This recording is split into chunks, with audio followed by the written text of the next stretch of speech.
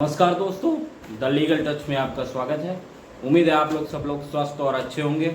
जैसा कि आप लोग जान रहे हैं कि AIB E19 का फॉर्म आ चुका है। जो भी लॉयर्स या एडवोकेट इनरोल करा चुके हैं रजिस्ट्रेशन बार काउंसिल्स में, वो अब COP सर्टिफिकेट ऑफ प्रैक्टिस, जिसको AIBE भी बोला जाता है, मेनली इसको AIBE बोला जाता है। AIB का फुल फॉर्म जो होता है ऑल इंडिया बार एग्जामिनेशन, जिसके थ्रू ये एग्ज़ाम होता है, जिस पर आपको जो भी पास आउट करते हैं तो इसके तहत आपको लाइसेंस मिल जाता है एडवोकेट के तौर पर काम करने का।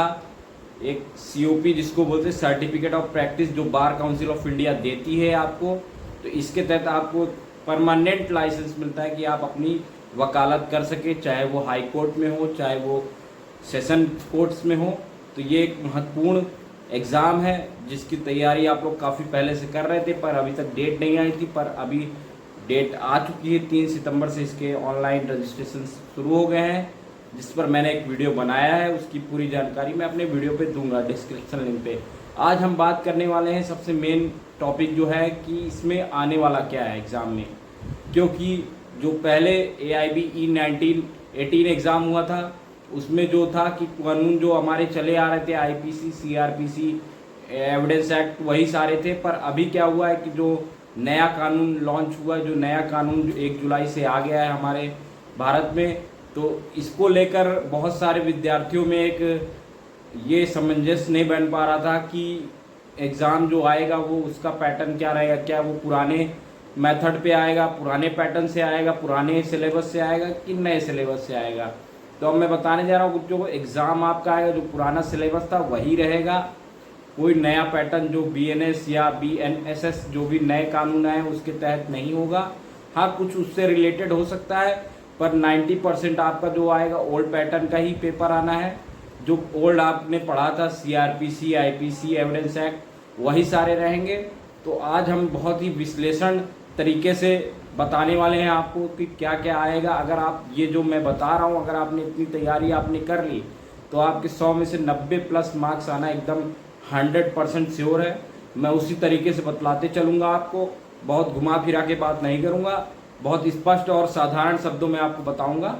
तो आइए समझते हैं, इसलिए पूरा वीडियो आप लोग देखें। ऐसा ना करें कि आप आधा 1 मिनट 2 मिनट देख के स्किप कर दें। ऐसा करेंगे तो आप ही के लिए नुकसान है। इसलिए पूरा वीडियो आप लोग देखें, बहुत ही सरल शब्दों में मैं आपको बताने वाला हूँ। देखिए, इसमें जो AIB E19 का जो सिलेबस है, वो नया सिलेबस थोड़ा बहुत उलटफेर हुआ है पिछले के मुकाबले। और ये तो आप पता ही होगा कि आपका एग्ज़ाम जो है वो 24 नवंबर की डेट है। तो अभी हम लोग सितंबर में हैं, तो अभी ज़्यादा समय नहीं बचा है, क्योंकि अभी प्रोसीजर ही चलेगा रजिस्ट्रेशन का। अभी जो कि सर्वर काम नहीं कर रहा है, तो बहुत लोग अभी अप्लाई नहीं कर पाए हैं। तो थोड़ा वेट करिए 2-3 दिन का, तो सर्वर ओके हो जाएगा जब तक में। आइए बात करते हैं कि क्या आने वाला है एग्ज़ाम में। मेन चीज़ जो है एग्ज़ाम को लेकर क्या आएगा। आने की बात जहाँ तक करते, सबसे पहला जो आएगा 10 नंबर का आपका कॉन्स्टिट्यूशनल लॉ आएगा, जो कि संवैधानिक कानून है। इसमें 4 से 6 महत्वपूर्ण पॉइंट है जिससे क्वेश्चन आएंगे, जो क्वेश्चन आपके आने तय है एकदम उससे ही। जिसमें कि सबसे पहला है फंडामेंटल राइट्स, जिसको हम लोग मौलिक अधिकार बोलते हैं। दूसरा है सिंगल सिटीजनशिप, एकल नागरिकता। तीसरा है फंडामेंटल ड्यूटीज, जिसको हम मौलिक कर्तव्य बोलते हैं। चौथा है जुडिशियल रिव्यू, न्यायिक समीक्षा। पांचवा है सेपरेशन ऑफ पावर, शक्ति का पृथक्करण। डॉक्ट्रिन ऑफ सेवरेबिलिटी, छठा है ये। तो ये सारे हैं। अब इसमें हम बात करने वाले हैं कि ये जैसे मौलिक अधिकार, एकल नागरिकता या मौलिक कर्तव्य, ये सारे किस आर्टिकल से आएंगे। ये मैं आर्टिकल भी आपको बताता चल रहा हूँ, टू द पॉइंट आप पढ़ लेंगे, आपका क्लियर हो जाएगा। मौलिक अधिकार जो कि आर्टिकल 12 से लेकर 35 तक है, और एकल नागरिकता जो है 5 से लेकर 11 तक, जो आपको स्क्रीन पे दिख भी रहा होगा। मौलिक कर्तव्यों की जानकारी जो है आपको अनुच्छेद 51 में मिल जाएगी, आर्टिकल 51 में। न्यायिक समीक्षा की जानकारी आपको आर्टिकल 13 में मिल जाएगी। शक्ति का पृथक्करण आपको एक आर्टिकल नंबर 50 पे मिलेगा। और प्रतिकृणता सिद्धांत जो हम बोल रहे थे, सेवरेबिलिटी, जो आपको है आर्टिकल नंबर 13 के अंतर्गत आएगा। तो ये तो एक पहला पॉइंट हुआ, अभी सिलेबस का पहला टॉपिक था, जो कि था कॉन्स्टिट्यूशनल लॉ, संवैधानिक कानून। अब हम बात करते हैं, अभी ऐसे 18 पॉइंट्स पड़े हुए हैं, वो मैं बताने जा रहा हूँ आपको। इतना आप तैयार कर लेंगे तो आपका 90 प्लस मार्क्स आना तय है। टू द पॉइंट मैं आपको बताते जा रहा हूँ। सेकंड टॉपिक जो रहेगा भारतीय दंड संहिता, जो कि आईपीसी है, इससे आप लोग अच्छे से वाकिफ होंगे जो आपने बीएलएलबी या एलएलबी में पढ़ा भी होगा। तीसरा पॉइंट है दंड प्रक्रिया संहिता, जो कि सीआरपीसी है, कोड ऑफ क्रिमिनल प्रोसीजर। चौथा जो है सिविल प्रक्रिया संहिता है, जिसे हम कोड ऑफ सिविल प्रोसीजर बोलते हैं। पांचवा है साक्ष्य अधिनियम, एविडेंस एक्ट, जो कि अभी नए कानून में भी है, ठीक है। छठा जो है सिक्स जो है मध्यस्थ अधिनियम संहिता, वैकल्पिक विवाद निवारण, जिसको हम लोग आर्बिट्रेशन एक्ट और अल्टरनेटिव डिस्प्यूट रिजोल्यूशन बोलते हैं। सातवां है पारिवारिक कानून, जिसे हम फैमिली लॉ भी बोलते हैं इंग्लिश में। आठवां है जनहित याचिका, 8 पॉइंट जो है जनहित याचिका, जिस पर मैंने एक वीडियो भी बनाया, तो उसकी जानकारी आपको मेरे चैनल में मिल जाएगी, आप देख सकते हैं वहाँ से। Public interest litigation.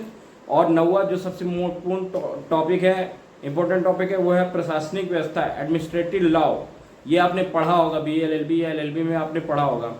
और 10वां एक महत्वपूर्ण पॉइंट है, जिसे हम कह सकते हैं कि बीसीआई, बार काउंसिल के नियमों के तहत व्यावसायिक नैतिकता और व्यावसायिक कदाचार के मामले, प्रोफेशनल एथिक्स और प्रोफेशनल मिसकंडक्ट केसेस। ये 10th टॉपिक है, जो भी ये भी बहुत महत्वपूर्ण है। इसके बाद 11 टॉपिक जो है वो कंपनी लॉ है। 12th है पर्यावरण कानून, जिसको हम इन्वायरमेंटल लॉ भी बोलते हैं। 13वां है साइबर क्राइम, साइबर लॉ जिसको बोलते हैं, या डिजिटल लॉ भी आप कह सकते हैं। 14 पॉइंट है श्रम और औद्योगिक कानून, लेबर एंड इंडस्ट्रियल लॉ, एक महत्वपूर्ण पॉइंट है ये। 15वां है मोटर वाहन अधिनियम और उपभोक्ता संरक्षण कानून के सहित टाट का कानून, the motor vehicle act, consumer protection law 2019 and trout law, जो आपने पढ़ा होगा अपने सिलेबस में। तो इसमें कुल मिला के ये कहने का मेरा अर्थ है कि जो भी आपने एलएलबी या बीएलएलबी में पढ़ा है, उससे एकदम रिलेटेड क्वेश्चंस आएंगे, उससे हट के कुछ नहीं आने वाला है। इसके बाद हम बात करते हैं टॉपिक नंबर 16, अनुबंध का कानून, विशिष्ट राहत, संपत्ति कानून, परक्रमय लिखित अधिनियम, agreement of law, specification relief, property law, return act of revolution. अब हम बात करते हैं 17 टॉपिक की, जो कि है कानूनी संबंधी कराधान, लीगल टू टैक्सेशन।